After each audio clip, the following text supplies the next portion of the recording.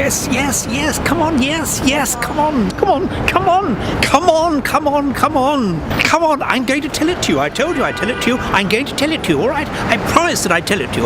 Well, I'm going to tell it to you. Come on, come on, come on. Yes, I am going to tell you the story that Elton John told the Queen. Now, I think I should tell you. Hang on. I think I should tell you.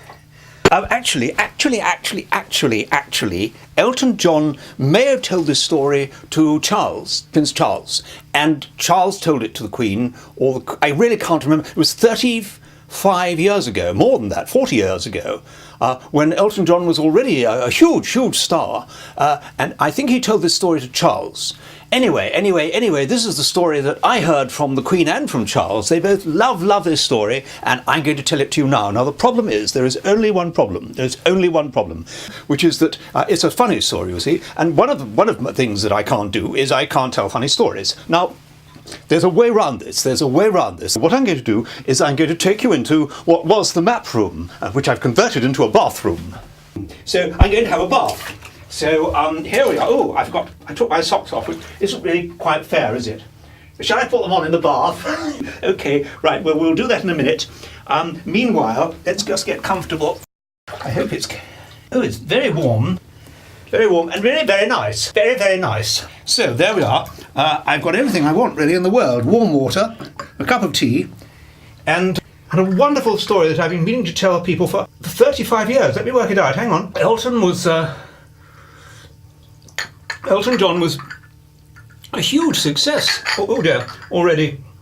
For hang on.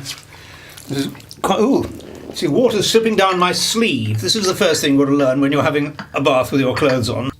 Oh dear, this is complicated. Yes. Well, anyway, Elton was a huge success, I think, already. It was about 39 years ago.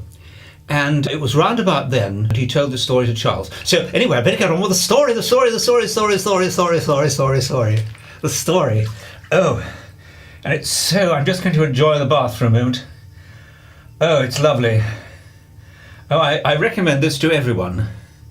Oh, maybe it's me, maybe I'm mad. I keep saying that, but I don't think, well anyway, it's extremely enjoyable.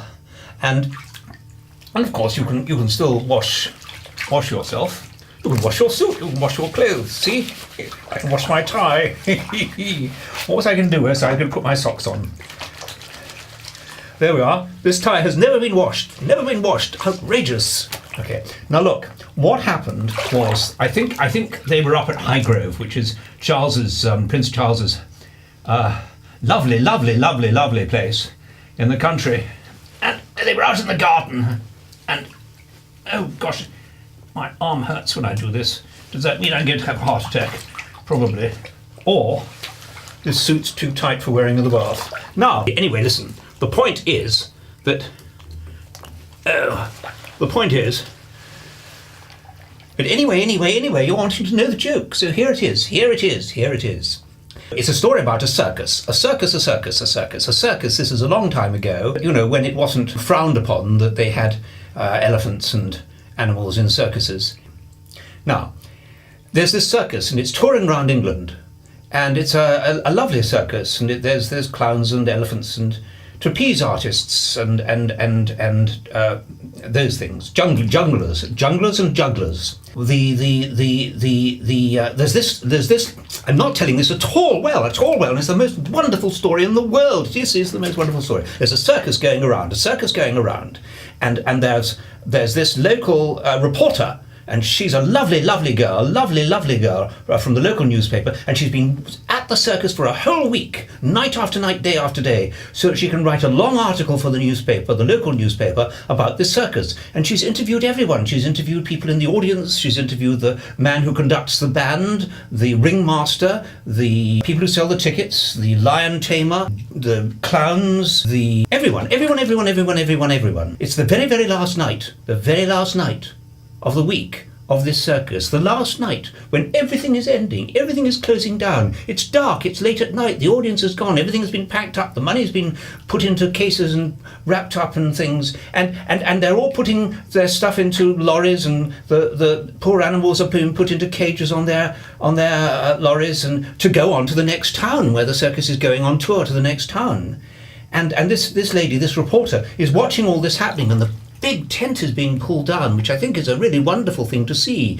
This huge tent coming down, and she sees this man there, and she's seen him during the week, and she's realised she's seen him quite a few times, and she says, "Excuse me," and he says, "Yes," and she says, "Excuse me, are you working here in the circus?" He says, "Yes," and she says, Well, I'm so sorry, I've been talking to people in the circus all the week and I haven't talked to you. Have you got a couple of minutes?" And he says, "Yes." And she says, "Well, first of all, do you work in the circus? What do you actually do?" And he says, "I clear up the elephant poop."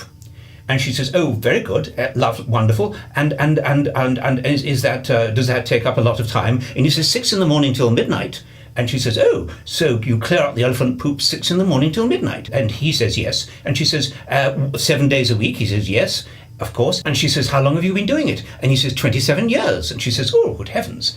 With this circus?" He says, "Yes." And she says, so is it well paid?" And he said, "Well, I didn't get paid until 7 years ago, after I'd been here for 20 years. And then they started giving me £1 an hour." She says to him in the story, because I don't actually know if this ever actually happened. So the reporter, this lovely girl, the reporter, she says to this chap, she says, "Look, I'm terribly sorry. I don't want to say the wrong thing." And he says, "It's all right." She says, "I'm a reporter. I have to tell the truth. I have to find out about things." And he said, Yes, that's all right. What do you want to know?" And she said, Well, you clear up the elephant poop from 6 a.m. till midnight, 27 years, £150 a week. Have you, to be frank, have you ever thought of doing anything else? And he said, "What? And give up show business?" Now, I suppose Elton was saying that he would never give up show business, however difficult it was, and he did find it very, very difficult in those days. And I suppose members of the family, the royal family in Britain, it's you can't give it up. You can't. It's very hard work. Oh, and Bunny didn't get a look in. Bunny that I always have when I have a bath. Say hello, Bunny.